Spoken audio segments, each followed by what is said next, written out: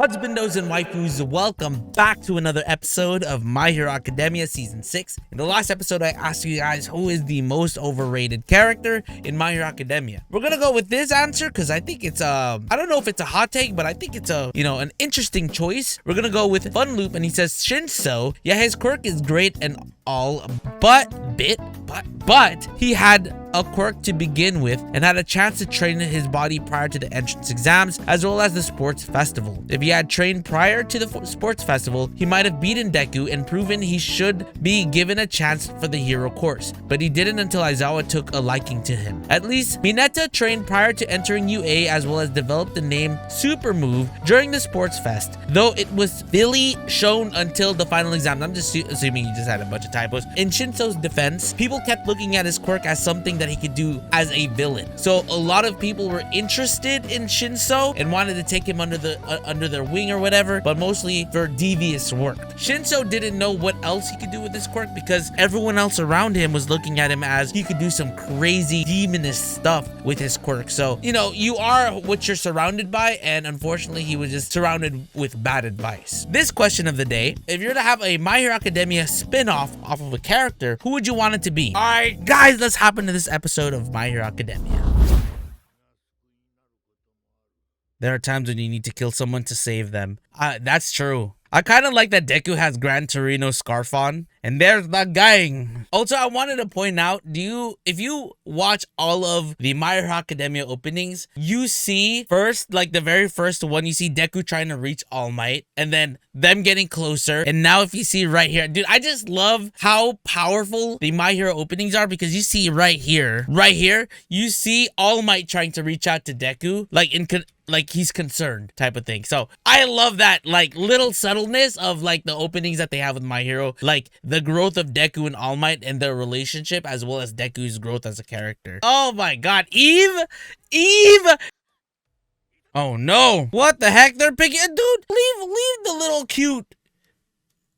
What is she supposed to be? Just splashing water? Bruh. Oh no. It's just, dude, this guy's just splashing water at her. And there's Deku blocking it.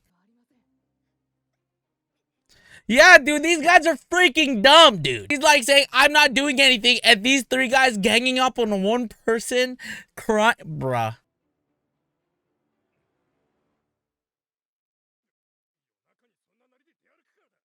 What? Dude, these guys are like those internet trolls. It's like, oh man, it's because what she's wearing. Man, shut the heck up, bro. These guys are dumb. Y'all dumb. I hate that you're built like me too. And you know what? All you do is have a water gun, you little dummy.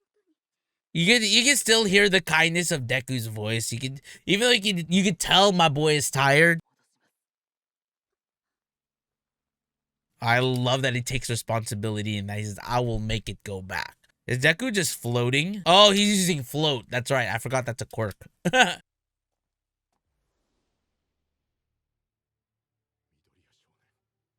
Oh man, he's shouldering so much. And at the same time, I feel like it's kind of tough too, because also the prior users of One For All is kind of enabling Deku to kind of single himself out. We would have to also understand that it kind of feels like he has no choice. He has to protect other people, other civilians and stuff. Man, they just want to be on timeout for a little bit. My Heroes Academia? Because that's the title of the anime. Yeah, so these two had it the worst.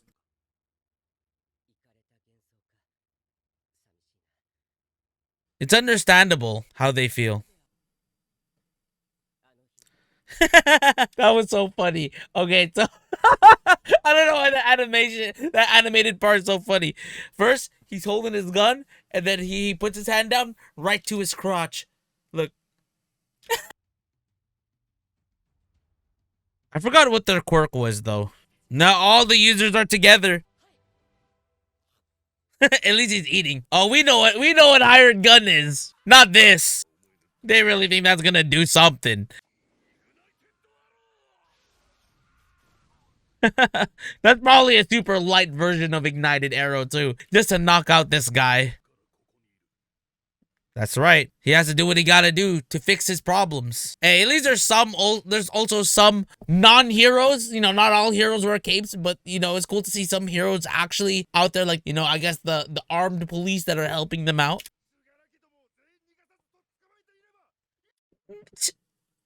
Wait, oh, the poor little puppy right here, though. But you know, when people do this, I'm like, well, I hope Shigaraki comes after you.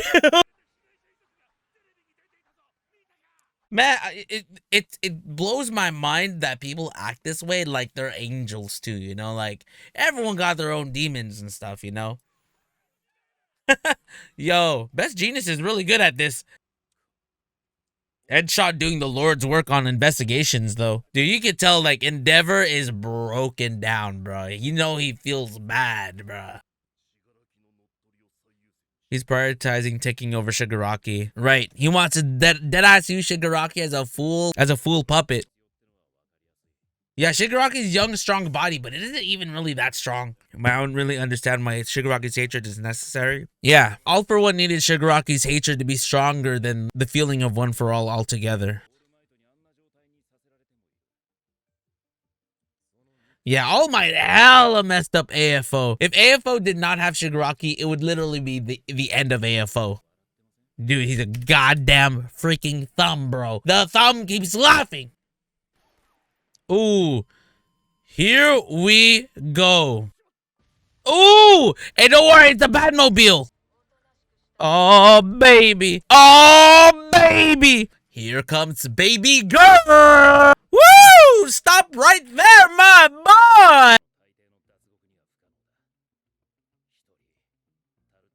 There's only one. The only one who could is the woman who was in Tartarus. He's gonna tell him to run.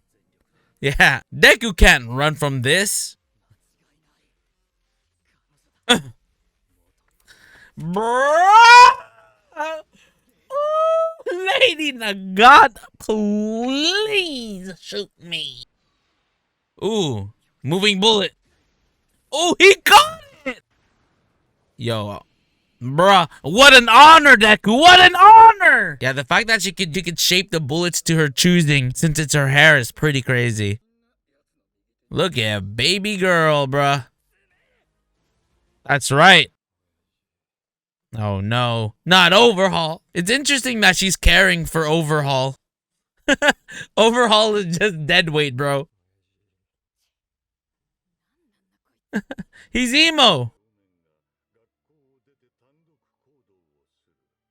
AFO already predicted all of this. Damn, using that trauma against her. The way he says it, though, the way he says, like, the destruction of hero society that you desire. Like, the way he's skewing his word is like he's kind of, like, brainwashing her and kind of just messing with her, it feels. He's trying to rile her up.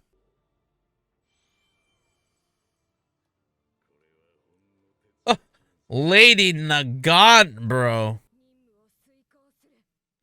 So did she get like a second quirk? Because that's not her quirk is sniper or whatever, right? So her quirk is rifle. But as we see, he hired her for a job for her to be able to use airwalk. So this episode can be kind of looked at in different angles. This episode is definitely building up to what is going to be, I think, the highlight of this second half of the arc, right? Which is going to be Lady Nagant versus Deku. As we know, as the warning from Hawks is that Deku has to watch out for Lady Nagant. And I think with this is going to be the true testament to see how strong Deku has gotten since unifying all of the quirks of One For All. Sorry guys, I'm a little congested, god damn it. Because now we're going to be able to see Deku use everything. And he has to do it with a test against Lady Nagant, the person that he was warned about from Hawks. Because as Hawks says, if there's any person that would be able to catch Deku, it would be her. And now that she also has a secondary quirk thanks to AFO giving it to her, which is Airwalk, she's able to move around freely and to get closer to Deku if she needed to. Weirdly enough, she is holding on to Overhaul. Now, she says she could use Overhaul for something, but all I see is Overhaul being used as a... Now, I'm sure this is what a lot of people are excited for. Of course, Lady Nagant. the wife who has left Hero Society after killing supposed hero ally, detesting Hero Society. And on top of that, she says false hope. What exactly is that false hope? I guess we're going to see as the series continues. Great part about this is, like I said, it's been a while since I've read this portion, so it's a good reminder of everything that has happened, at least in detail. I know the general and I remember like the fights and stuff, but there's a lot of in conversations that I tend to forget. Like I forgot that she got airwalk, and I forgot that I didn't forget that she had this work with One for All, but then I forgot exactly like the verbiage of what he used against her to make her take on this job. But at the same time, the way he kind of just reached out to her, it seemed like he was, you know, brainwashing her at the same time while talking to her, riling her up to be able to use her. Once again, One for All he wants is for his own selfish needs. He thinks he's making Shigaraki think that he's taking care of him, and everyone's catching wind of that. And he is literally just using Shigaraki so he can take over Shigaraki's body as his own. He needs to transfer his body into some young blood because, as everyone stated, All Might destroyed him. But luckily, All for One already had the backup plan, like, I'm gonna take over Shigaraki's body anyways, and that's why he's always laughing. He's hyped. He loves this. Now the question is, will Shigaraki's hate be strong enough to be able to take away One for All from Deku? Now that is his question. Now, anyways, guys, that is, you know, my reaction review. There's not much because this is honestly build up to what's to come. We see Deku just barely sleeping, barely eating, but you know, it is what it is, my boys. Anyways, guys, thank you so much for tuning in. Sorry, I'm so exhausted and I am congested as a mofo. I'll see you guys in the next one.